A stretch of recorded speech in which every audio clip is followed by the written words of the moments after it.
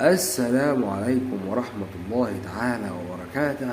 ومواليد برج الحمل بتأتيك رسالة اليوم لتقول لك realize your X. The time has come to clear your energy. أي أنه الوقت قد حان لتستطيع تخطي تجربة حبك السابقة.